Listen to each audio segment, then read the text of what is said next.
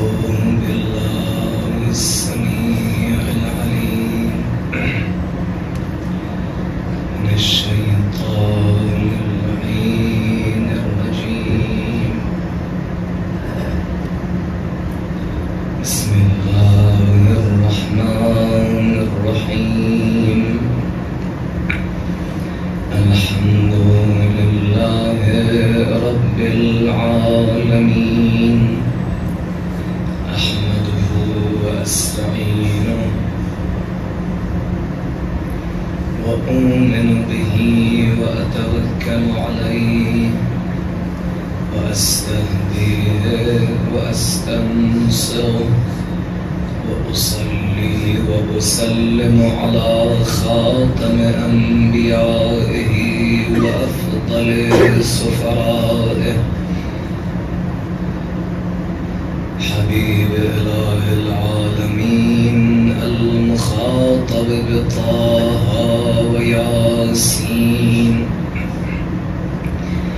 الذي سمي في السماء بأحمد وفي الأرضين بأبي القاسم محمد. اللهم صل على محمد وعلى محمد وعلى أهل بيته الطيبين الطاهرين المعصومين المظلومين الذين أذهب الله عنهم الرجس وطهرهم تطهيرا.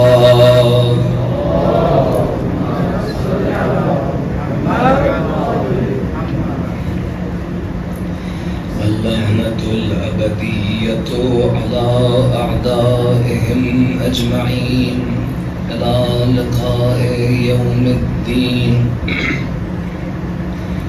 ربنا اغفر لنا ولإخواننا الذين سبقونا بالإيمان ولا تجعل في قلوبنا غلا للذين آمنوا ربنا إنك رؤوف رحيم. وأما بعد فقد قال الله الكريم في الذكر الحكيم: الله ولي الذين آمنوا يخرجهم من الظلمات إلى النور والذين كفروا أولياؤهم الطاغوت يخرجونهم من النور إلى الظلمات أولئك أصحاب النار هم فيها خالدون.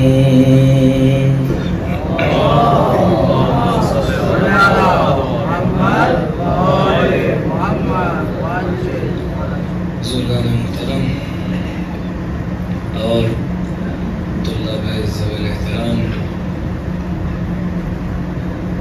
حسینیہ کی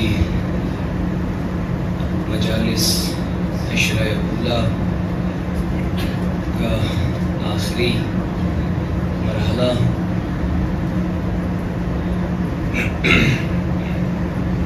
اس سے پہلے کہ گفتگو کا آغاز ہو، آپ سبھی حضرات سے معذرت خواہی کرنا چاہوں گا کہ بالآخر آپ سبھی نے ذرہ نوازی کی اور اس بندے کو تحمل کیا اور سنا.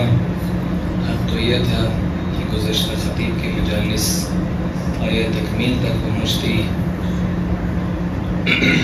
یا تو جن خطیب کو سرزمین انسانہ تھا وہ پہنچ پاتے، لیکن بالآخر مجبوریوں کے تحت آپ سبھی کو تحمل کرنا پڑا اور سننا پڑا. اور سچ تو یہ ہے کہ مجالس کا حق ادا تو بزرگوں سے بھی نہیں ہو سکتا، اس حقیق سے کیا ہوتا. تو بطور کلی میں آپ سبھی سے معذرت خواہ بھی ہوں اور آپ سبھی کا شکریہ بھی ادا کرتا ہوں کہ بات یہ کہ مجھے کل کی مجلس میں یہ بات سمجھ میں آئی کہ ابھی تک کی سنت یہ کیوں تھی کہ پہلا خطیب صرف عاشور تک پڑھے گا اور عاشور کے بعد مجلس نہیں پڑھتا تھا، کیونکہ عاشور کے بعد طبیعت کافی ناساز ہو جاتی ہے اور اس وجود جسمانی میں بہت کم طاقت بچ پاتی ہے کہ وہ بہتر طریقے سے خطابت کے فرائض کو انجام دے پائے۔ بالآخر آخری مجلس ہے اور آپ سب جس طرح ابھی تک تحمل کرتے آئے ہیں انشاءاللہ بس یہ آخری گھڑی تحمل کر لیں۔ امید ہے کہ یہ پورا سلسلہ ہم سبھی کی طرف سے جو پیش ہوا ہے بارگاہ اہل بیت میں وہ ان کے لیے مقبول ہو اور ہمارے لیے ذخیرہ قبر کے طور پر لحاظ ہو۔ ایک صلوات پڑھے ہوئے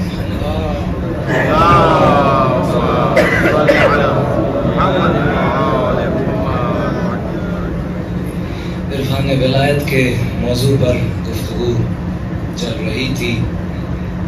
عرض ہوا ولایت کے لغوی اور اصطلاحی معانی بیان کیے گئے۔ اس سلسلے کو بطور عام میں مجموعی سمجھنا ہے یہ عرض ہوا، اور لوگوں کی تقسیم بندی اس سلسلے کے سامنے اجمالاً عرض ہوئی، اور یہ بتا دیا گیا کہ جو لوگ غلط فہمی میں مبتلا ہیں، جو لوگ کسی ایک خاص فرقے سے یعنی کسی ایک خاص تقسیم بندی سے تعلق نہیں رکھتے، ان سے ایک صلوات پڑھے ہوئے۔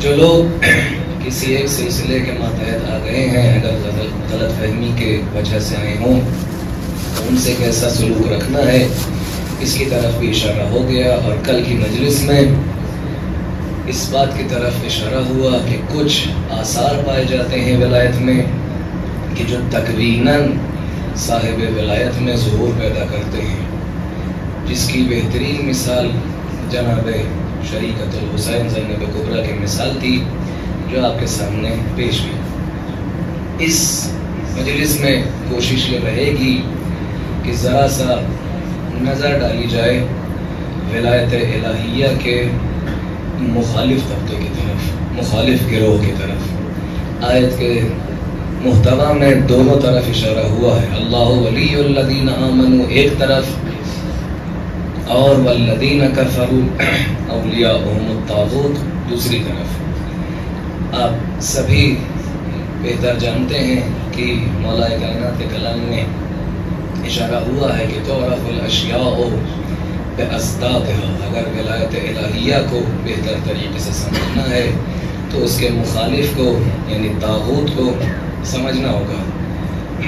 نہ فرصت ہے اور نہ ہی بولنے والے میں اتنی صلاحیت ہے کہ موضوع کو پورے طور سے سمیٹ سکے، بس اشارتاً آج کے مجلس میں اس طرف انشاءاللہ توجہ دلائی جائے گی۔ طاغوت اہل لغت کا کہنا ہے کہ طغیان سے اخذ ہوا ہے، جس کا فعل ماضی ہے طغا۔ سورہ نازعات میں پروردگار عالم فرماتا ہے جناب موسیٰ سے کہ اذهب الی فرعون انہ طغی، اے موسیٰ فرعون کی جانب پڑھو کیونکہ وہ طغیان کر چکا ہے۔ طغیان کس کیفیت کو کہتے ہیں؟ طغیان یعنی کیا؟ کہ نہر کا پانی جب اپنے بستر سے زیادہ اوپر آ جائے تو اس کیفیت کو طغیان کہا جاتا ہے۔ جو حد انسان کے لیے مشخص ہو، اگر انسان کو اپنے ہی دائرۂ حد میں رہنا ہو لیکن وہ اپنا پیر اس حد سے اس دائرے سے بڑھائے تو اس کیفیت کو طغیان کہا جاتا ہے۔ ہوتے ہیں ایسے لوگ جو ولایت الہی کے سامنے اپنے حدود سے خارج ہو جاتے ہیں۔ حد کیا ہے کہ جتنی اجازت تمہیں ولی خدا نے دی ہے اس میں رہو، آپے میں رہو، اور اپنی حد سے زیادہ باہر، اپنے حد سے باہر مت آنا۔ ولایت الہی کے سامنے سر خم کرنا اور جتنے بھی دستورات ولایت ہوں، جتنے بھی احکام ولایت ہوں، اس کے اندر اپنے آپ کو محدود رکھنا۔ جب بھی انسان کوشش کرتا ہے اس دائرے سے باہر آنے کی تو وہ مصداق طاغوت قرار پاتا ہے۔ اور مختلف مقامات پر طاغوت کے بارے میں پروردگار عالم نے بیان کیا ہے، لیکن جو ایک تحلیلی گفتگو میں کہا جاتا ہے کہ بالآخر انگیزہ کیا ہوتا ہے انسان کا، وجہ کیا ہے، کیوں انسان چاہتا ہے طغیان کرنا، ولی خدا کے سامنے کیوں آنا چاہتا ہے؟ کیا اس کو اس کا حق نہیں ملتا؟ مل رہا ہوتا ہے۔ کیا نعوذ باللہ ولی الہی ظلم کرتا ہے؟ نہیں۔ کس وجہ سے ایک عاقل انسان کو ولی خدا کے سامنے آنا ہوتا ہے؟ کیوں چاہتا ہے کہ وہ بغاوت کرے، وہ طغیان انجام دے؟ پہلی وجہ کہتے ہیں، پہلی وجہ ہے منفعت طلبی۔ وہ اپنا منافع کسی اور چیز میں دیکھ رہا ہے۔ اس کو لگتا یہ ہے کہ اگر میں دائرہ ولایت الہیہ میں رہوں گا، اگر ولی خدا کے تمام احکام کو مانتا جاؤں گا تو مجھے وہ فائدے، وہ مفادات جو میں چاہ رہا ہوں وہ نہیں ملیں گے۔ اور ایسے لوگ دیکھیں آپ نے، ایک شخص ہے جو پہلے کافر ہے، پیغمبر کے زمانے میں اسلام لاتا ہے، جیسے ہی پیغمبر دنیا سے جاتے ہیں وہ اہل ردہ یعنی مرتدین میں چلا جاتا ہے اور مرتدوں کا مؤذن ہو جاتا ہے۔ جب مرتدین کو مسلمان سرکوب کرتے ہیں، جب ان کو ختم کرتے ہیں تو یہ فوراً توبہ کر کے اسلام لے آتا ہے۔ جب مولا کائنات کی حکومت ہوتی ہے تو پہلے مولا کائنات کی بیعت توڑنے والوں میں شامل ہے۔ جب ادھر حالات خراب ہوتے ہیں تو مولا کائنات کی طرف آ جاتا ہے، مولا کائنات کی بیعت کرتا ہے اور اتنا زیادہ اعلان وفاداری اور اظہار وفاداری کرتا ہے کہ مولا کائنات کے دشمنوں کے گھر توڑنے لگتا ہے، تخریب بیوت انجام دیتا ہے۔ یہاں تک کہ ایک ڈیلیگیشن، ایک وفد جو مولا کائنات معاویہ کی طرف بھیجتے ہیں اس میں شامل ہے اور ان کا سخنور ہے۔ معاویہ کے سامنے جا کے کہتا ہے کہ اے معاویہ دع ما انت علیہ واتق اللہ، اے معاویہ اپنا یہ کردار چھوڑ دو، اللہ کا تقوی اختیار کرو۔ اتنا زیادہ وفادار ہے مولا کائنات۔ مختلف طرح کی باتیں سناتا ہے معاویہ کو کہ کچھ لوگ ہیں، کچھ ذلیل ہیں، کچھ عوام ہیں جو تمہارے جال میں پھنس گئے ہیں، یہ مت سمجھنا کہ ہم تمہاری اطاعت کریں گے، اور اس طرح کی باتیں۔ دع ما انت علیہ معاویہ واتق اللہ، اس طرح للکار کے آتا ہے معاویہ کو۔ کچھ دن کے بعد حالات خراب ہو جاتے ہیں، حکمیت پیش آتی ہے، سب سے پہلا شخص جو خوارج میں شامل ہوتا ہے وہ یہی ہوتا ہے۔ پھر جب مولا کائنات پرچم صلح، پرچم عفو کو بلند کرتے ہیں تو جن لوگوں میں جو 8,000 واپس آتے ہیں ان میں شامل ہے خوارج، خارجی گری سے بھی توبہ ہو جاتا ہے۔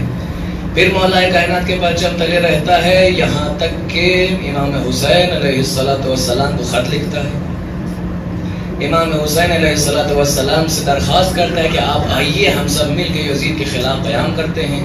اور جب امام حسین علیہ السلام آ جاتے ہیں تو یہ سپاہ کوفہ کے رجالہ یعنی پیادوں کا سردار امام کے سامنے، یہ کون ہے؟ یہ شہباز بن ربیعی ہے۔ عجیب ہے، بار بار ادھر سے ادھر، کیوں ایسا ہو رہا ہے؟ اگر کوئی انسان ظاہری نگاہ سے دیکھے تو یہ سمجھے گا کہ یہ کسی پریشانی میں مبتلا ہے، لیکن نہیں۔ اگر انسان سمجھ جائے کہ طغیان کیوں ہوتا ہے، ایک وجہ یہ ہے کہ منافع دیکھتا ہے، صرف ہوا کدھر کو چل رہی ہے ہم ادھر پہنچ جائیں، صرف اس لیے، یعنی منفعت طلبی، منفعت پرستی اگر انسان کے اندر آ جائے تو خود بخود ولی خدا کے سامنے کبھی آتا ہے، اگر صرف منافع دکھے ولی خدا کے ساتھ تبھی ہوتا ہے۔ دوسری وجہ ہے قدرت طلبی، انسان پاور چاہتا ہے، بل یرید الانسان لیفجر امامہ، چاہتا ہے کہ اپنے حدود سے باہر جائے، اگر پوری دنیا بھی اسے مل جائے تو چاہتا ہے کسی اور سیارے کا تصاحب کرے۔ انسان اگر اپنے آپ کو اس مسئلے میں کنٹرول نہ کرے تو خود بخود ولی خدا کے سامنے بھی پہنچ جائے گا۔ کون ہے یہ شخص؟ اس طرح کے اشخاص جو ہم نے تاریخ اسلام میں دیکھے، کاجن جناب کے پاس مدینے میں اور دیگر ممالک اسلامی میں 12 گھر تھے، 12 گھر، اور جس کا گھر کاخ کے برابر تھا، یعنی جو قصر شاہنشاہی ہے اس کے سامنے ان کا گھر دکھتا تھا ایک الگ سے بہترین گھر. اور زمینیں ایسی عراق میں کہ روزانہ، بعض لوگوں نے لکھا، مجھے نہیں پتا یہ مبالغہ ہے کہ حقیقت، کہ روزانہ 1000 دینار کی کمائی. جب کوفے کے والی سے کہا گیا کہ فلاں صاحب سے سیکھو، وہ اتنا صدقہ دیتے ہیں، تم بھی ہمیں کچھ دو، تو شخص کہتا کہ اس کے پاس اتنی بڑی زمین ہے، اگر ہمارے پاس بھی ہوتی تو ہم بھی دیتے. یعنی اتنا مالدار انسان. 10-12 گھر، وہ گھر بھی ایسے ایسے، زمینیں، روزانہ کے 1000 دینار یعنی 1000 سکہ طلا آمدنی. اور آگے کہہ رہا ہے یا علی مجھے بصرے یا کوفے کی حکومت چاہیے. مولا کہنا تیرے نہیں، تم اس لائق نہیں ہو. طلحہ اور زبیر کی بات ہو رہی ہے. کہ تمہیں کیا چاہیے اب دنیا سے؟ اتنے ان کے پاس چوپائے تھے، انعام تھے، گو گوسفند کی مدینے میں جگہ نہیں ہوتی تھی، انہیں مدینے سے باہر لے جانا پڑتا تھا. مولا کہنا کہتے کیا چاہیے اب تمہیں دنیا سے؟ سب کچھ تو تمہارے پاس ہے. کہا یا علی میری سائن میں ابھی طاقت نہیں ہے، مجھے امضا چاہیے، پاور چاہیے. قدرت طلبی انسان کو مولا کائنات کے سامنے لے آتی ہے. روزانہ ان کو کتنا مل رہا تھا؟ ایک تو اتنی اپنی آمدنی، بیت المال سے بھی کئی 1000 درہم ان کے لیے لگے ہوئے تھے. ایک مستمری ہے، حقوق مل رہا انہیں ہمیشہ بیت المال سے. ایک دم سے دیکھا کہ مولا کائنات نے خالی 3 درہم دیے. فوراً آ گئے مولا کے پاس، یا علی آپ نے یہ کیا کیا؟ ہم کو تو اتنا ملنا چاہیے. کہا کیوں؟ کہا ہم بدر میں تھے، ہم احد میں تھے، ہماری برکت سے اسلام کی کمر سیدھی ہوئی ہے، اور کیا کیا. کہا یہ بتاؤ پیغمبر کتنا دیتے تھے؟ کیا سب کو مساوی نہیں دیتے تھے؟ کہا دیتے تھے، لیکن سنت عمر کا کیا ہوگا؟ مولا کائنات کہتے ہیں سنت عمر خیر ام سنت رسول اللہ. کون سی سنت بہتر ہے؟ منطق کام نہیں آ رہی، کسی طرح کا جواب نہیں ہے. یا علی آپ ہم سے مشورہ نہیں لیتے کسی بات میں؟ یا علی ہم نے آپ کو حکومت دلائی ہے، ہم نے پورے مدینے میں بلوا مچایا تاکہ حکومت آپ تک پہنچے، آپ ہم سے مشورہ نہیں لیتے، ہر کام خود ہی کر لیتے ہیں. کہا تم نے ہم کو حکومت دلائی اس لیے تاکہ ہم تمہاری مانیں یا تم ہماری مانو. فرق ہوتا ہے ان لوگوں میں کہ جو ولی خدا کے لیے دوڑتے ہیں اپنے لیے، اور جو ولی خدا کے لیے محنت کرتے ہیں خود ولی کے لیے. ان لوگوں کے لیے جب حد معین بھی ہو جاتی ہے، سب کچھ ہونے کے باوجود ولی سے اور مانگتے ہیں.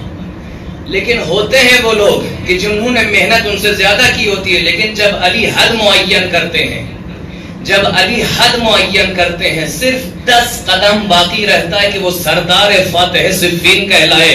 لیکن کیونکہ علی نے کہہ دیا ہے اے مالک پلٹ جاؤ تو پلٹ آتا. ایک صلوات پڑھے بر محمد والے.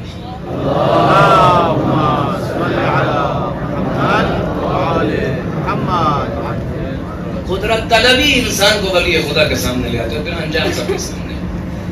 اگلی وجہ کہ جس کی بنیاد پر ولی خدا کے سامنے آیا جاتا ہے، حسد ہے. ام یحسدون الناس علی ما آتاہم من فضلہ. حسد ہے. کیوں؟ سب کو کیوں مل رہا ہے، مجھے کیوں نہیں مل رہا؟ میں چاہ رہا ہوں کہ اس کے پاس نہ رہے، میرے پاس رہے. قرآن اشارہ کر رہا ہے ام یحسدون الناس علی ما آتاہم من فضلہ فقد آتینا آل ابراہیم الکتاب والحکم آتیناہم ملکا عظیما. ہم نے آل ابراہیم کو ملک عظیم دیا ہے. امام فرماتے ہیں نحن المحسودون. وہ جن کے ساتھ حسادت ہوتی ہے، جن کی بنسبت حسد کی جاتی ہے، وہ ہم ہیں. یہ 3 چیزیں ہیں جو ایک تحلیلی نگاہ میں سامنے آتی ہے: قدرت طلبی، منفعت طلبی اور حسادت. لیکن ایک فرقہ ایسا دکھا عالم اسلام میں کہ جس میں ساری صفات جمع ہیں اور کوٹ کوٹ کے اس کے اندر بھری ہوئی ہیں. یہ تمام چیزیں، کوئی حسادت کی وجہ سے سامنے آ رہا ہے، کوئی قدرت طلبی، کوئی منافع کی وجہ سے. لیکن ایک فرقہ عالم اسلام میں ایسا ہے کہ جو تمام وجوہات جو اسے ولی خدا کے سامنے لائے، سب اس کے اندر موجود ہے. وہ کون ہے؟ کہا وَالشَّجَرَةَ الْمَلْعُونَةَ فِي الْقُرْآنِ. وہ شجرہ ملعونہ جس کی آیت آپ کے سامنے پڑھی ہے، شجرہ ملعونہ جس کا ذکر ہوا ہے قرآن میں، وہ شجرہ ملعونہ، اس میں تمام یہ صفات پائے جاتے ہیں. وَنُخَوِّفُهُمْ فَمَا يَزِيدُهُمْ إِلَّا طُغْيَانًا كَبِيرًا. یہ شجرہ ملونہ کون ہے کہ جس کے اندر طغیان کبیر پایا جاتا ہے. پیغمبر نے خواب دیکھا کہ کچھ خاص قسم کے بندر ہیں جو ہمارے ممبر سے اوپر جا رہے ہیں. یہ خواب روایت ہے. خواب دیکھا کہ یہ اوپر جا رہے ہیں. پتہ کون ہے؟ کہ یہ بنی امیہ ہے. بنی امیہ میرے ممبر پر چڑھیں گے. وَلَمْ يُرَ ضَاحِكًا. اس خواب کے بعد کبھی بھی کسی نے پیغمبر کو ہنستے ہوئے نہیں دیکھا. یہ خاندان وہ ہے کہ جس کو شجرہ ملعونہ کے نام سے پہچانا جا رہا ہے. قدرت طلبی بھی اتنی ہی زیادہ, منفعت طلبی بھی اتنی ہی زیادہ, حسادت بھی اتنی ہی زیادہ. صرف 3 شخصیتیں اگر ان کی پہچان لی جائیں تو انسان کو سمجھ میں آ جائے گا یہ کیسے لوگ ہیں. پہلی شخصیت کون کا؟ ان کا جد ابو سفیان, ان کا بزرگ, پوری کوشش کر رہا ہے کسی طرح پیغمبر کو ختم کرنے کی. جب بس نہ چلا, پیغمبر ہجرت کر گئے تو جنگیں شروع کر دی. 1 جنگ, 2 جنگ, 3 جنگ. پھر اس کے بعد صلوات پڑھے گا محمد.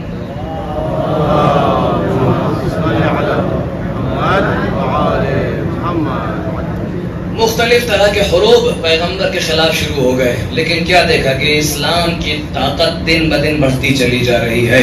جب دیکھا کہ اطراف مکہ میں آگ کے شعلے نظر آ رہے ہیں اور عنقریب تمام مسلمین مکے کے اندر وارد ہو جائیں گے, تو جناب دوڑتے ہوئے پیغمبر کے پاس آئے. یا رسول اللہ, ہم اسلام لے آئے. یا رسول اللہ, ہم اسلام لے آئے. معاف کر دیا پیغمبر نے. مؤلفۃ القلوب, اذهبوا انتم الطلقاء, جاؤ تمہیں ہم نے آزاد کر دیا. کچھ دن کے بعد جب پیغمبر دنیا سے چلے گئے تو یہی جناب دوڑتے ہوئے مولا کائنات کے پاس آئے. یا علی, آپ کے اوپر ظلم ہو رہا ہے, میں دیکھ رہا ہوں کہ آپ کا حق پامال ہو رہا ہے. اگر آپ کہیں تو لأن المدینۃ خیلا ورعجلا, میں پورے مدینے کو گھوڑ سوار اور پیادوں سے بھر دوں گا. ہر کوئی کہے گا فوراً مولا کائنات کو ماننا چاہیے تھا. جب اتنی بہترین پیشنہاد سامنے آ رہی ہے, اچھا موقع ہے, گوانا نہیں چاہیے. لیکن اس وقت مولا کائنات ایک تاریخی جملہ کہہ رہے ہیں جو اس شخص کو پہچاننے کے لیے کافی ہے. فرماتے ہیں ما زلت عدوا للاسلام واہلہ, تو پہلے بھی دشمن اسلام تھا, آج بھی دشمن اسلام. اور کچھ دن کے بعد جب یہ خلافت بنی امیہ کے درمیان آتی ہے تو خوش ہو کے آتے ہیں, تیسرے کے سامنے بیٹھتے ہیں اور کہتے ہیں تلقفوها تلقف الکرہ. جس طرح بچے گیند کھیلتے ہیں اور ایک دوسرے کی طرف پاس کرتے ہیں, اس طرح خلافت کو رکھے رہنا. جس چیز کے لیے ہم لڑتے رہتے تھے آج ہمارے ہاتھ میں آ گئی ہے. ولا جنت ولا نار انما هو الملک, نہ کوئی جنت ہے نہ دوزخ ہے, بس ملک ہے جو ہمارے سامنے ہے. جناب حمزہ کی قبر پر جاتا تھا, نعوذ باللہ, جسارت کرتا تھا اور کہتا تھا حمزہ اٹھو, دیکھو جس چیز کے لیے ہم لڑا کرتے تھے آج وہ ہمارے پاس ہے. عجیب مسلمان ہے. ان تمام تاریخوں کے ہونے کے باوجود, ان تمام گزارشات کے ہونے کے باوجود ایسے انسان کا اسلام قبول کر لیتے ہیں. لیکن جس کی آغوش میں اسلام پلا ہے, جس نے ہر طرح سے پیغمبر کی حمایت کی ہے, اس کا اسلام سمجھ میں نہیں. صلوات پڑھے گا محمد والے.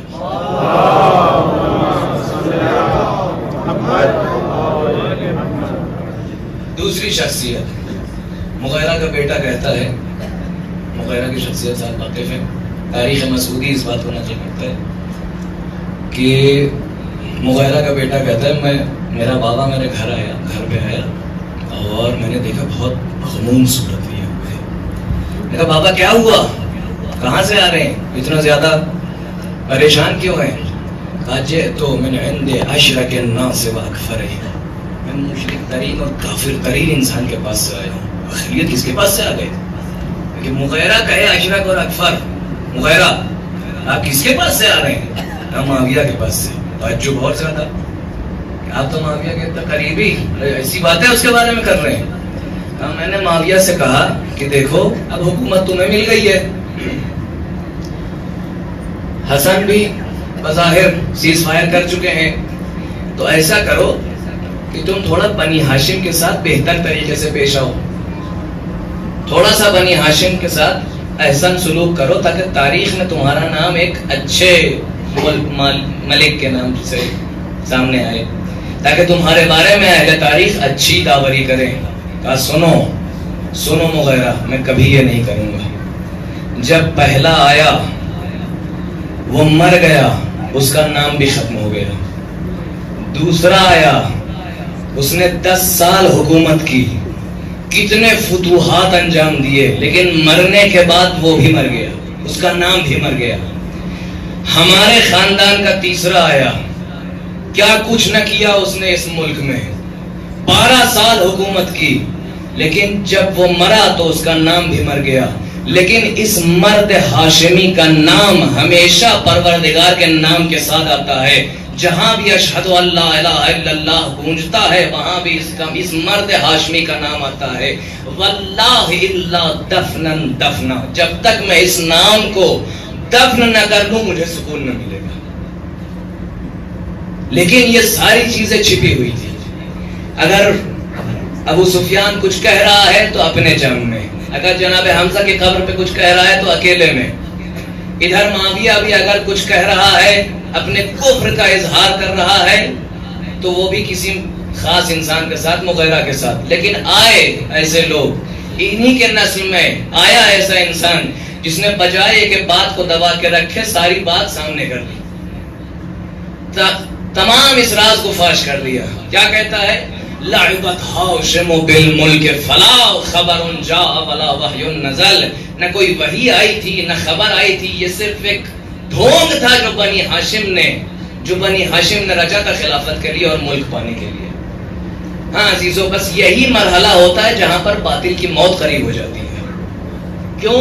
کیونکہ مولا کائنات نے کہا ہے فَلَوْ أَنَّ الْبَاطِلَ خَلَصَ مِن مِزَاجِ الْحَقِّ، اگر حق کی ملاوٹ سے باطل بالکل اپنے آپ کو خارج کر لے تو پھر کسی کو شک بھی نہیں ہوگا کہ وہ باطل ہے۔ ابھی تک یہ تمام لوگ ظواہر اسلام کو محفوظ رکھے تھے، یہاں تک کہ اپنے لیے بہترین مناقب بھی گڑھ چکے تھے۔ کہتے ہیں امناء اللہ ثلاثہ، 3 ہی امین ہے پروردگار کے، نعوذ باللہ۔ اتنی مضحک روایت گڑھی ہے کہ انسان دیکھ کے سمجھ جائے کہ یہ جھوٹی ہے۔ کہتے ہیں امناء اللہ ثلاثہ، 3 امین ہے خدا کے، ایک رسول خدا ہے، ایک جبرائیل ہے اور ایک معاویہ ہے۔ اس طرح کی روایات پھیلائے چلے جا رہے ہیں، لیکن بالآخر امناء اللہ کا عنوان چاہیے، یہ نہیں کہہ سکتے ہم ضد خدا ہیں۔ جب تک باطل اپنے آپ کو حق سے ملائے رہے گا، مفاہیم حقانی سے ملائے رہے گا، تب تک بات واضح نہیں ہوگی۔ یہاں تک کہ اہل شام کے لیے اہل بیت کا مفہوم سوائے بنی امیہ کے کچھ اور نہ تھا۔ سمجھتے یہ تھے کہ پیغمبر کا کوئی خاندانی نہیں ہے سوائے بنی امیہ کے۔ کیا کوئی پوچھتے تھے اسیروں سے کیا معاویہ کے علاوہ بھی کوئی ہے کیا قریبی رسول کا؟ اہل بیت کا مصداق انہیں سمجھتے تھے، مصداق اہل بیت معاویہ اور خاندان معاویہ۔ لیکن اللہ اکبر، یریدون لیطفئوا نور اللہ بافواہہم واللہ متم نورہ ولو کرہ الکافرون۔ جب بات یہاں تک پہنچا دی اور کہہ دیا، کھل کے کفر کا اعلان کیا، تو پروردگار کو بھی بہترین طریقے سے آتا ہے کہ کس طرح انہیں رسوا کرے۔ وہ پروردگار جو آغوش فرعون میں موسیٰ کو پلوا سکتا ہے، وہ دربار یزید میں خود یزید کو بھی رسوا کر سکتا ہے۔ اعلان کر رہا ہے، بہت سرمستی چھائی ہوئی ہے کہ کاش میرے باپ دادا ہوتے، میں نے آج بدر و احد کا انتقام لے لیا ہے۔ کچھ دیر کے بعد ایک ولی الہی کھڑا ہوتا ہے، اے یزید مجھے کچھ خطاب کرنے دے۔ اب پتہ چلتا ہے یہ جملے کیوں ہیں۔ انا ابنو خیر من اعتذرا وارتدا، انا ابنو زمزما وصفا، انا ابنو مکہ ومنا، انا ابنو من اسری بہی من مسجد الحرام الى المسجد الاقصى وسبحان من اسرا۔ لوگوں پہچان لو، اگر کوئی اہل بیت رسول ہے تو وہ ہم ہیں۔ جن لوگوں نے آج تک تمہیں بعنوان اہل بیت معرفی کیا ہے اپنے آپ کو، وہ جھوٹے ہیں، اس کے علاوہ کچھ نہیں ہے۔ جب دیکھا کہ ماحول خراب ہو گیا ہے تو کہتا ہے مؤذن اذان دو۔ ابھی تک وحی کی انکار کر رہا تھا، اسلام کے مقابلے آ رہا تھا، حکومت کا ڈھونگ بتا رہا تھا۔ اب جب اپنے اوپر آ پڑی تو اسلام ہی کی طرف جا کے پناہ لینی پڑی۔ ابھی تک کہہ رہا تھا کہ کوئی خدا نہیں ہے، کوئی نبی نہیں ہے، کوئی خبر نہیں ہے، اب اسی کے دربار میں گونج رہی ہے یہ آواز کہ اشہد ان لا الہ الا اللہ، اشہد ان محمد رسول اللہ۔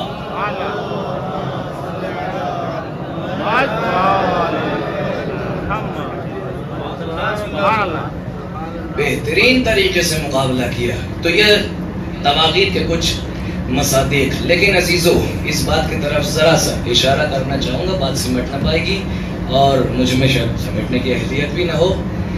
مصداق طاغوت، منفعت طلب، قدرت طلب، حسود، اور یہ فرقہ جس کے اندر یہ ساری چیزیں بکمال موجود ہیں، قدرت طلبی بھی اتنی ہی، منفعت طلبی بھی اور حسادت بھی، لیکن اتنی زیادہ یہ برائیاں ان کے اندر آئی کہاں سے، کیسے ہوا؟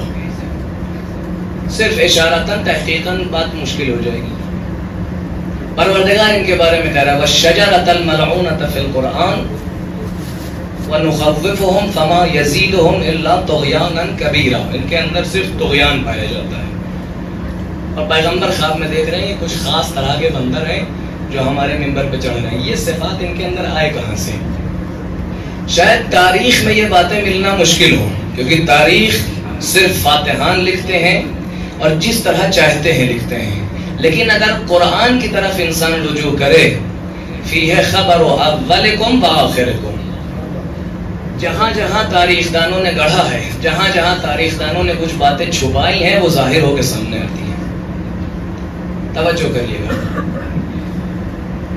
آیت کہہ رہی ہے لَيَزِيدَنَّ كَثِيرًا مِّنْهُمْ مَا أُنزِلَ إِلَيْكَ مِن رَّبِّكَ طُغْيَانًا وَكُفْرًا۔ جس طرح بنی امیہ کے اندر آیت میں آپ کے سامنے عرض ہوا کہ ان کے اندر طغیان ہے، کسی اور گروہ کا بھی پروردگار نام لے رہا ہے کہ جس کے اندر طغیان ہے، بلکہ فما یزیدہم شجر ملعونہ کے بارے میں ہے، یہاں دو تاکید کے ساتھ ہے لیزیدن کثیرا منہم طغیانا وکفرا، یہاں طغیان بہت زیادہ ہے۔ کس کی بات ہو رہی ہے؟ کہ آیت کے شروع میں کیا کہا؟ قالت الیہود ید اللہ مغلولہ، آیت کے شروع کا فقرہ ہے قالت الیہود، اور یہی یہود کیا صفت رکھتے ہیں؟ لَيَزِيدَنَّ كَثِيرًا مِّنْهُمْ مَا أُنزِلَ إِلَيْكَ مِن رَّبِّكَ طُغْيَانًا وَكُفْرًا۔ ان میں بہت زیادہ تاکید، ایک لام تاکید اور ایک نون تاکید، کہ ان کے اندر طغیان اور کفر بڑھتا چلا جاتا ہے۔ کس لیے؟ کہ اس کی وجہ یہ ہے ما انزل من ربک، وہ جو ما انزل من ربک ہے، جو چیز پروردگار نے آپ کے اوپر نازل کی ہے، اس کی وجہ سے ان کے اندر طغیان اور کفر بڑھتا جاتا ہے۔ تو کس کے اندر؟ کا یہود کے اندر۔ کتنا زیادہ؟ کا دو تاکید کے ساتھ لا یزیدن، دو تاکیدوں کے ساتھ ان کے اندر ضرور طغیان اور کفر بڑھتا ہے۔ کس وجہ سے؟ کا ما انزلہ کی وجہ سے۔ یہ ما انزلہ کیا ہے؟ یہ ما انزلہ کیا ہے جو ان کے اندر طغیان اور کفر کو بڑھاتا ہے؟ کچھ آیتیں بعد یا ایھا الرسول بلغ ما انزل الیک۔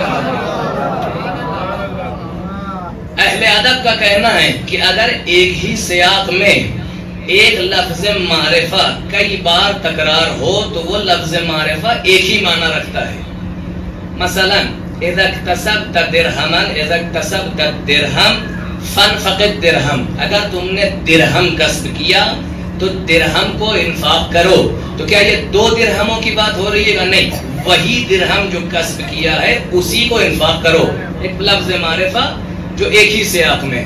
کچھ آیتیں پہلے کیا ہے؟ لَيَزِيدَنَّ كَثِيرًا مِّنْهُمْ مَا أُنزِلَ إِلَيْكَ مِن رَّبِّكَ طُغْيَانًا وَكُفْرًا۔ پروردگار یہ ما انزلہ کیا ہے؟ کہ تھوڑا آگے بڑھو، یا ایھا الرسول بلغ ما انزل الیک من ربک طغیانا وکفرا۔ بات یہود کی ہو رہی ہے، یہود میں طغیان بڑھتا ہے، کس لیے؟ کہا ما انزلہ کی وجہ سے۔ ما انزلہ کا کہا ولایت مولا کائنات، ولایت مولا کائنات ان کے اندر طغیان بڑھا رہی ہے۔ کچھ آیتیں بعد، یعنی آیت بلغ بیچ میں ہے، کچھ آیتیں پہلے اور کچھ آیتیں بعد، یا اہل الکتاب، یا اہل الکتاب لستم علی شیء حتی تقیموا التوراۃ والانجیل، پھر بعد میں دوبارہ تاکید کر کے پروردگار کہہ رہا ہے لیزیدن کثیرا منہم ما انزل الیک من ربک طغیانا وکفرا۔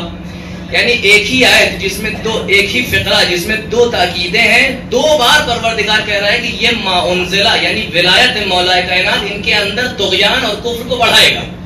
توجہ کریے گا، یہ اعلان پیغمبر اکرم کب کر رہے ہیں؟ واضح ایسی بات ہے، غدیر کے دن۔ کَلَّا يَزِيدَنَّ كَثِيرًا مِّنْهُمْ، ہم کس کی طرف پلٹ رہا ہے؟ اہل کتاب کی طرف۔ کہ جہاں پیغمبر اعلان کر رہے ہیں وہاں نہ کوئی یہودی ہے نہ اہل کتاب ہے، تو کس کے اندر طغیان اور کفر بڑھا رہا ہے؟ بات تو یہود کی ہو رہی ہے. یہ ما انزلہ 3 بار آیا، جس میں 2 بار کہہ رہے ہیں کہ یہ ما انزلہ یعنی ولایت مولا کائنات یہودیوں کے اندر یعنی وہی اہل کتاب کے اندر طغیان اور کفر کو بڑھاتا ہے. اور پیغمبر اعلان کر رہے ہیں، جیسے ہی اعلان کر رہے ہیں طغیان اور کفر کچھ یہودیوں میں بڑھ رہا ہے. پیغمبر یہ یہودی کون ہے؟ کہا یہاں تو کوئی یہودی نظر نہیں آ رہا جو کھلا کہے کہ ہم یہودی ہیں. کہا نصابین عرب کہتے ہیں کہ کان لعبد الشمس غلامن تبناہ ولدن. ایک غلام تھا عبد شمس کے پاس جس کو وہ روم سے لایا تھا، لیکن کہہ رہا تھا میرا بیٹا ہے. اس غلام کا نام کیا تھا؟ کہا وہ امیہ تھا. کہا ان کا شجرہ مسلمانوں میں مت ڈھونڈنا، یہودیوں میں ڈھونڈنا. ایک صلوات پڑھے ور محمد وآل محمد.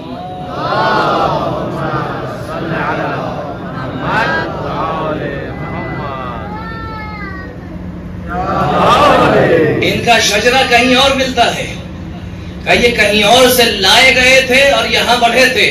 اور بھی تائیدات ہیں. میں کہہ رہا ہوں یہ تحقیقی میدان ہے، انشاءاللہ کبھی اور گفتگو اگر ہوئی تو، لیکن یہ واضحات بہت یعنی یہ معیدات بہت زیادہ ہیں ہمارے سامنے.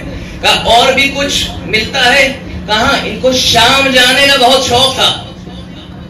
جب بھی فتوحات ہو رہی ہیں، نہ ایران جا رہے ہیں نہ کسی اور طرف بڑھ رہے ہیں، لیکن جیسے ہی شام کی فتوحات شروع ہوتی ہیں معاویہ اور اس کا بھائی فوراً پہنچ جاتے ہیں اور بس جاتے ہیں وہیں 20 سال 25 سال 30 سال کے لیے. کیوں؟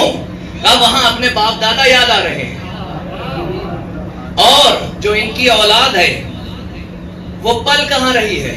کہ یزید کی دایا کے بارے میں سنو، ماں کے بارے میں سنو. ماں کا نام ہے میسون. میسون ایک ٹھیک یہودی نام ہے، باقاعدہ یہودیوں کا نام ہے، اور پل بھی رہا ہے یہودیوں کے درمیان. دایا یہودی ہے، معاویہ کا پورا سسرال یہودی ہے، اور اسی طرف سے انہیں حمایت مل رہی ہے. کہا اور بھی کوئی دلیل تھوڑا اور واضح ہو جائے. کہا جناب زینب جب خطبہ دے رہی ہیں تو کسی بات کی طرف اشارہ کر رہی ہیں. سَيَعْلَمُ مَنْ سَوَّلَ لَكَ هَذَا الْأَمْرَ وَمَكَّنَكَ. جس نے تمہیں اس جگہ پہ بٹھایا ہے وہ ضرور ایک دن جانے گا کہ مستقبل کس کا ہے. کہ یہ تو خود آ کے مسلمین کے گردے پر بیٹھے تھے، مسلمین کے رکاب پر حاکم. کا نہیں، یہ ہے تو سامنے بظاہر مسلمان اندرونی، لیکن ان کی حمایت باہر سے ہو رہی ہے. اسی لیے شاید اشارہ ہو کہ آج اس دن کا تابوت، اس دن کے تابوت کو صریحاً کہہ دیا جا سکتا تھا کہ یہ بنی امیہ ہیں، لیکن جب تمام مسلمین کے لیے رکھنا چاہا کہ آنے والے سارے مسلمین جان جائے کہ سب سے بڑا دشمن کون ہے، تو یہ نہیں کہا لَتَجِدَنَّ أَشَدَّ النَّاسِ عَدَاوَةً لِلَّذِينَ آمَنُوا بنو امیہ، بلکہ یہود کی ایک شاخ تھی جو یہاں نفوذ کر رہی تھی، لیکن آنے والے تمام قرون میں یہ ہر طرح سے تمہارے درمیان آتے رہیں گے. کہ پروردگار ان کے سامنے کھڑا کون ہوگا؟ کون ان کے مقابلے میں جائے گا؟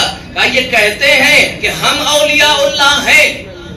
ان زعمتم انکم اولیاء للہ من دون الناس، لیکن ہم ان کے سامنے کچھ اولیاء اللہ لائیں گے جو ان کے سامنے کھڑے ہوں گے. اولیاء الہی ہوں گے کہ جو ان کے سامنے آئے گا. پروردگار وہ اولیاء الہی کون ہے؟ کہا لا خوف علیہم ولا هم یحزنون، جو ان کے سامنے نہ ذرا سا گھبراتے ہیں نہ محزون ہوتے ہیں. پروردگار اور بھی کچھ مثالیں. کہا جو دوسری بار مسجد میں داخل ہوں گے وہی ہمارے اولیاء ہوں گے. لَتَجِدَنَّ أَشَدَّ النَّاسِ عَدَاوَةً لِلَّذِينَ آمَنُوا الْيَهُودَ. اگر تمہیں الذین آمنو کو ہر دور میں پہچاننا ہے کہ حقیقی الذین آمنو کون ہے، تو یہ جان لو، صرف یہ دیکھو دشمن کس پر زیادہ حملہ کر رہا ہے. جس کا دشمن، جس کی دشمنی سب سے زیادہ یہود جس سے کرے وہی اولیاء الہی ہے. اور جو دوسری بار شکست دے گا، آپ کے سامنے روایت ہو گئی کہ دوسری بار کی شکست کے لیے تاریخ قوم میں موجود ہے کہ جب پوچھا گیا امام سے کہ کون جائے گا یہودیوں کو دوسری بار شکست دینے، کہا ہم واللہ اہلکم، ہم واللہ اہلکم. اب قوم کے اندر کیسے ایسی خاصیت آ گئی کہ رجل من اہل قوم یدعو الناس الی الحق یجتمع معه رجال کزبر الحدید. کوئی ہوگا اہل قوم میں سے جو قیام کرے گا، لوگوں کو جمع کرے گا، اس کے ساتھی فولاد کے ٹکڑوں جیسے ہوں گے. لا یملون من الحرب ولا یجبنون، نہ کبھی جنگ سے تھکیں گے، نہ کبھی ان کے اندر خوف آئے گا. ارے اس کا مصداق کوئی اور نہ جانے، ہم تو جانتے ہیں، بس ہمیں حسینیہ سے نکلنا ہے، چند قدم آگے بڑھنا ہے. ایک صلوات پڑھے ور محمد و آل محمد.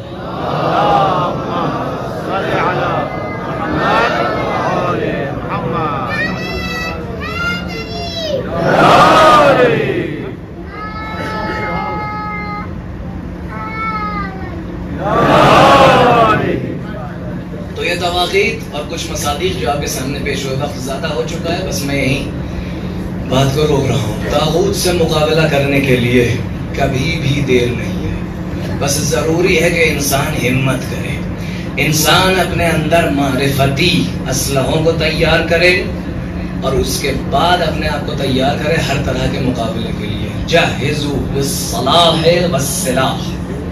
اور اگر انسان اچھے سے ان مباحث کو، ولایت الہی اور ولایت طاغوت کو سمجھا ہوا ہو، اگر اچھے سے مصادیق طاغوت اور مصادیق اولیاء اللہ کو پہچان لے، تو چاہے اندھا بھی ہو لیکن اسے طاغوت نظر آ جائے گا. اگر اندھا بھی ہو تو اسے دکھ جائے گا وقت کا طاغوت کون ہے. ابن زیاد ہے، لوگوں کو جمع کرتا ہے، خوشی کا اعلان کرتا ہے کہ نعوذ باللہ کذاب ابن کذاب کو ہم نے مار دیا، نعوذ باللہ.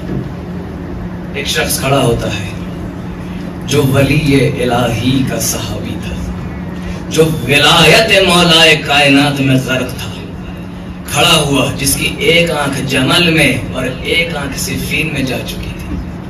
کہتا ہے الکذاب ابن الکذاب انت و ابوک والذی ولاک و ابوہ. کذاب ابن کذاب تو ہے، تیرا باپ ہے، اور وہ ہے جس نے تمہیں یہاں پر ولایت دی ہے اور اس کا باپ ہے.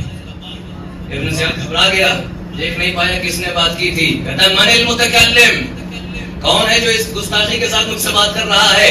وہ شخص پلٹ کے کہتا ہے انا المتکلم یا عدو اللہ، اے اللہ کے دشمن میں بول رہا ہوں، بتاؤ کیا کہنا چاہ رہے ہو.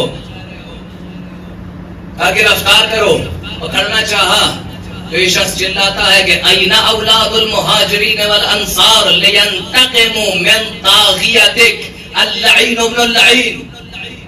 اولاد مہاجرین و انصار کہاں چلے گئے کہ جو تجھ جیسے طاغی اور طاغوت سے انتقام لے، جو کہ تو بھی لعین ہے، تیرا باپ بھی لعین ہے. گرفتار کرنے کے لیے سپاہی دوڑے، اس شخص نے فریاد کی، تمام قبیلے والے جمع ہو گئے، تمام قبیلے والے جمع ہو کر لے گئے گھر کی طرف. طاغوت کے سامنے کھڑا ہوا ہے انسان. فوجیوں نے ڈھونڈا، گھر تک پہنچے، گھر کا دروازہ توڑ کے وارد ہوئے. گھر میں خود ہے اور صرف بیٹی. لوگ آنا چاہ رہے ہیں. بیٹی نے اشارہ کیا کہ اے بابا سپاہی اندر آ چکے ہیں. کہا بیٹی میری تلوار لاؤ. تلوار لی. فوجی ہے، مولا کائنات کا فوجی ہے، جمل میں بھی لڑ چکا ہے، صفین میں بھی لڑ چکا ہے، فنون حرب اچھے سے جانتا ہے. کہا بیٹی میرے پاس آنکھیں نہیں ہیں، میری آنکھ بن جاؤ، بس مجھے بتاؤ دشمن کدھر سے آ رہا ہے. کہا من جہت قضا ہے. بابا دائنی طرف مارا، فوراً ختم ہوا وہ انسان. بابا بائیں طرف، دوسری طرف وار کیا، ختم ہوا. لوگ سمجھ گئے کہ اے لوگوں یہ علی کا شاگرد ہے، اس کے قریب مت جانا، دور سے نیزہ مارو. مار کر گرفتار کیا گیا، ابن زیاد کے سامنے لائے.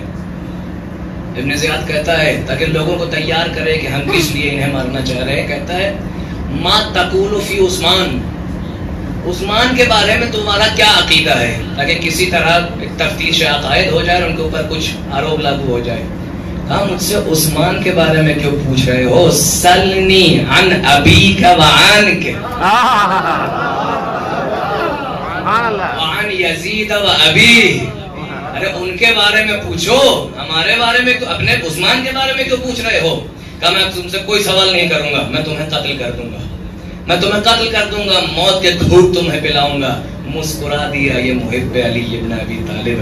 کہا قبل ان تلدک امک، اس سے پہلے کہ تیری ماں تجھے پیدا کرے میں عشاق شہادت میں تھا. میں عاشق شہادت تھا اس سے پہلے کہ تو اپنی ماں سے پیدا ہو. میری جب آنکھیں نابینا ہو گئیں ایک صفین میں اور ایک جمل میں تو میں مایوس ہو گیا تھا. میں ہر وقت پروردگار سے یہ مانگتا تھا کہ اے پروردگار میری آنکھیں تو جا چکی ہیں لیکن مجھے شہادت نصیب کرے اور ایسے لوگ کے ہاتھ پر شہادت نصیب کرے جو لعین ابن لعین ہوں. آج مجھے وہ شہادت مل گئی. طاغوت سے مقابلہ کیا اور کبھی بھی دیر نہیں ہے. مصداق طاغوت کو اگر پہچاننا ہے تو انسان نابینا بھی ہوگا تو اس کو سامنے نظر آ جائے گا کردار سے. بس عزیزو روایت یہیں پہ ختم ہو جاتی ہے لحوف سید ابن طاووس میں. لیکن کہیں یہ نہیں ملتا کہ کسی نے اس کی دختر کے ساتھ کوئی جسارت کی. عبداللہ ابن عفیف ازدی شہید ہو گئے لیکن کہیں یہ اشارہ نہ ہوا کہ اس کی بیٹی کو بھی اسیر کیا گیا, کوئی جسارت کی گئی ہو, بند میں لے کر زندان میں ڈالا ہو. نہیں. کیوں ایسا تھا؟ کیونکہ وہ کوفے میں رہتی تھی, کوفے میں عزیز تھی, اس کے قبیلے والے تھے. اگر زیادہ کوئی اس طرف متمائل ہوتا اور جسارت کرنا چاہتا تو قبیلے والے سامنے آتے. ہاں عزیزو وَصُبِيَ أَهْلُكَ كَالْعَبِيدُ وَصُفِّدُوا فِي الْعَدِيدِ. یہ بھی وقت آیا کہ اصحاب کی قتل کے بعد, انصار کے قتل کے بعد, امام حسین کے شہید ہو جانے کے بعد امام زمانہ فرماتے ہیں کہ آل رسول زنجیروں میں جکڑے گئے اور جس طرح غلاموں کو اسیر کیا جاتا ہے اس انداز میں. عزیزو وہ وقت بھی آیا کہ قافلے کو لے جایا جا رہا ہے کوفے کی طرف. ادھر کوئی کوفہ میں عزیز تھا, اس کے تمام لوگ قبیلے والے موجود تھے, کسی نے اس پر جسارت نہ کی. ادھر حرم رسول آ رہا ہے لیکن تمام لوگ مارے جا چکے.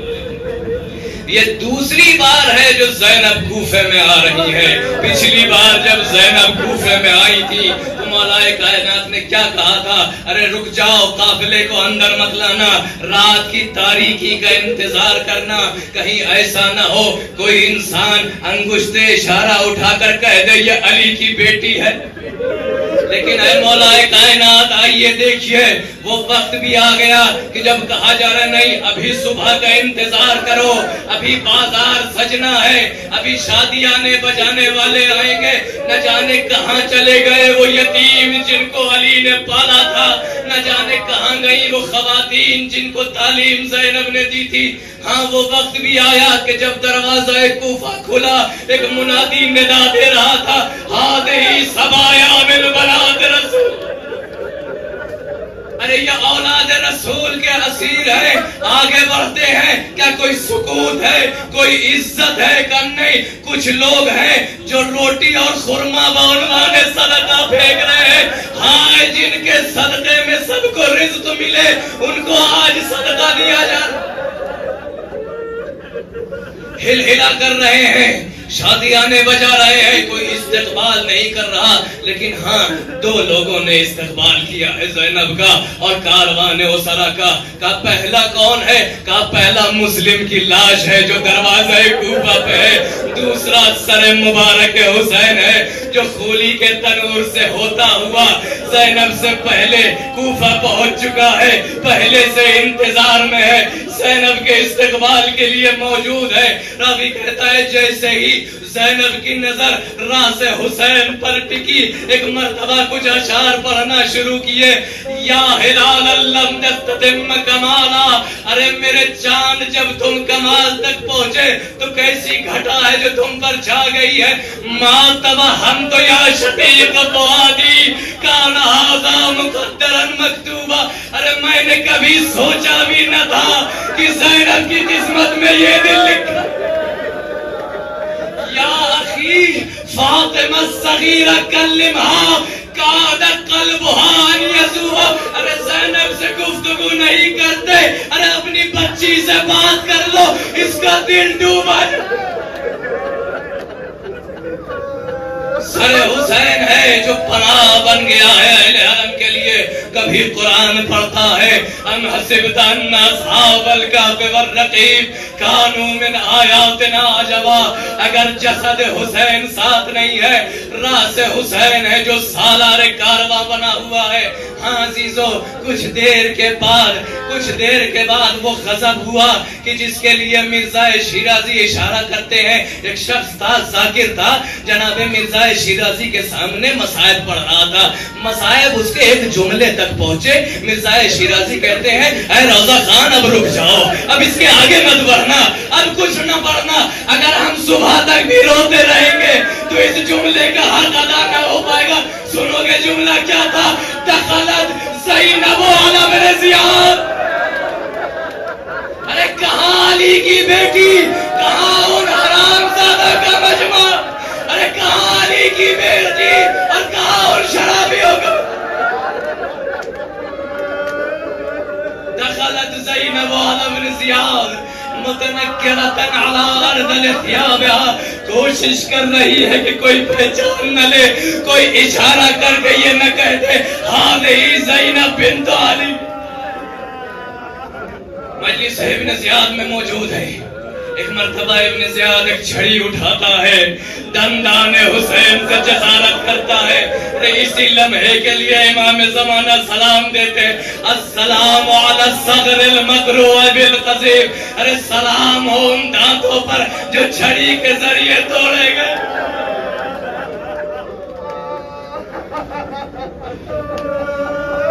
علی ابن الحسین کو پہچانا، لوگوں سے کہتا ہے علی ابن الحسین کو قتل کر دو. زینب ابھی تک جان بچاتی ہوئی آئی ہے امامت کی. پھر ایک مرتبہ اعتنقت ہو، اپنے بھتیجے کو سینے سے لگا لیا. اگر اسے قتل کرنا چاہتا ہے تو پہلے مجھے مرنا پڑے گا. کوہرام مچ گیا، حالات غیر ہوئے، سر حسین سے توجہ ہٹی. راوی کہتا ہے لم تتمالک الرباب، رباب سے رہا نہ گیا، دوڑ کر حسین کے سر کو اٹھا لیا، سینے سے لگا کر کہتی ہے واہ حسینہ ولم انسا حسین. ہاں میں حسین کو کیسے بھول سکتی ہوں. جب حالات خیر دیکھے فوراً مجلس کو سمیٹا، محفل کو سمیٹا، تمام اہل حرم کو زندان کوفہ کی طرف بھیج دیا. زندان میں چلے گئے، کچھ دیر وہاں رکے تھے. جتنے دیر بھی رہے ہوں، ایک مرتبہ کیا دیکھا کہ جناب سید سجاد اٹھ کر ایک کونے میں گئے. زنجیریں کھلنا شروع ہوئی، طوق ہٹنا شروع ہوا. سید سجاد خیریت؟ کہا بابا کے دفن کے فرائض انجام دو. ادھر بنو اسد کھڑے ہیں کہ جو دیکھ رہے ہیں کچھ بکھرے ہوئے لاشیں ہیں جن کے سامنے یہ کھڑے ہیں. السلام علی من دفنہ اہل القرآن. ارے تشیع اور تدفین کا دستور یہ ہے کہ اپنے جمع ہو، سارے خاندان والے آ جائے، لیکن سلام ہو اس پر جسے کچھ غیروں نے دفن کیا. چاہ رہے ہیں کہ پہچان لے حسین کو کہاں دفن کریں، علی اصغر کو کہاں دفن کریں، علی اکبر کو کہاں دفن کریں. دور سے دیکھا ایک شخص چلا رہا. ارے بنی اسد ٹھہرو، میں ان لاشوں کو اچھے سے جانتا ہوں. تمام شہداء کو الگ کیا، حسین کو الگ کیا. اب جو اٹھانا چاہتے ہیں تو اٹھا نہیں سکتے. ایک طرف اٹھاتے ہیں، ایک طرف زمین پر رہے. ارے بنی اسد حسیر کا انتظام کرو. ارے چٹائی لائی گئی، حسین کے لاشے کو جمع کیا گیا، حسین کے پیکر مبارک کو جمع کیا. اب جو قبر میں رکھا. ارے بنی اسد دور ہو جاؤ، ہمارے ساتھ ہیں کچھ لوگ جو میری مدد کرے. جب اترے آخری بار بیٹا یہی تو چاہتا ہے کہ باپ کو گلے سے لگا لے، لیکن لگائے تو کیسے لگائے؟ لاش اتنا زیادہ بکھری ہوئی ہے، گلے تو نہ لگا سکے. جھک گئے، کٹی ہوئی گردن کا بوجھ. باہر نکلے، حسرت رہ گئی، باپ کو گلے سے نہ لگا سکے. ایک مرتبہ رو کے کہتے ہیں طوبیٰ لأرض تضمنت جسمک الطاہر. ارے خوش نصیب ہے وہ خاک جس نے تمہیں گلے لگا لیا ہے. مٹی دے دی گئی، انگشت سے لکھا ھذا قبر حسین بن علی بن ابی طالب الذی قتلوہ عطشانا. ارے سنگ قبر بھی ہو گیا حسین کا. بنی اسد کو لگا کہ کام ختم ہو چکا ہے، اب جانا ہے. کہا بنی اسد ٹھہرو، ابھی ایک لاش اور بھی ہے جو یہاں نہیں، ترائی کے پاس. سب لوگ نہر فرات کی طرف گئے. اب جو دیکھا ارے قداور تھے عباس, تنومند تھے عباس. جو لاش دیکھی تو لاش ضربوں کی وجہ سے, حملوں کی وجہ سے ٹکڑے ٹکڑے ہو چکی تھی. ایک چھوٹی سی قبر تیار ہوئی. جب چچا کو دفن کر چکے تو وہی جملہ کہا جو حسین نے علی اکبر کے لیے کہا تھا, یا اماں علی دنیا بعد خلافہ. ارے خاک ہو اس دنیا پر. ہاں عزیزو, بس آخری فکر آپ کی زحمت تمام. جسد حسین دور ہو گیا. جسد حسین تو اب دربعین کے وقت ملے گا, لیکن راز حسین ہے جو منزل بمنزل, موقف بموقف پناہ حرم بنا ہوا ہے. کبھی تنور خلی میں اور کبھی کوفے کی گلیوں میں آواز بلند کرتا ہے, اہل حرم کو سکون دیتا ہے. کبھی کہتا ہے سیعلم الذین ظلموا ای منقلب ینقلبون. ارے ظالم کا انجام بہت جلدی پتا چلے گا. کبھی دائر راہب میں جاتا ہے, کسی راہب کی ہدایت کرتا ہے. کبھی سونے کے دشت میں جاتا ہے. لیکن ایسا لگ رہا تھا جیسے اس سر کو کسی موقع کا انتظار ہے. ایک بے سکونی میں ہے سر حسین, لیکن ایک جگہ سر حسین کو سکون ملا. وہ کب تھا جب ایک بچی گھبرا کے اٹھی, کہتی ہے بابا. ارے میرے بابا ابھی میرے پاس تھے, میں نے بابا کو دیکھا, یزید کے کانوں سے بات ٹکرائی. ارے جاؤ جاؤ بابا کا سر دے دو. یہ نہیں کہا ایتوہا برأس ابیہا, کہتا ہے اطرحوا الیہا رأس ابیہا. ارے جاؤ بابا کے سر کو اس کے پاس لے جاؤ. اب جو سر آیا, بیٹی نے جو سر کو دیکھا, نہ جانے کیا حال ہو گیا تھا اس سر کا. کہتی ما ھذا الراس, ارے یہ کس کا سر ہے؟ پہچان نہ سکی باپ کے سر کو. کہا انہا راس ابی, ارے بابا کا سر ہے. جیسے ہی بابا کا نام سنا, ارے بابا میرے گوشت مارے چلے گئے. بابا مجھے تماچے لگے. بابا من الذی قطع وریدا, ارے بابا آپ کی شہرت کو کس نے کاٹا؟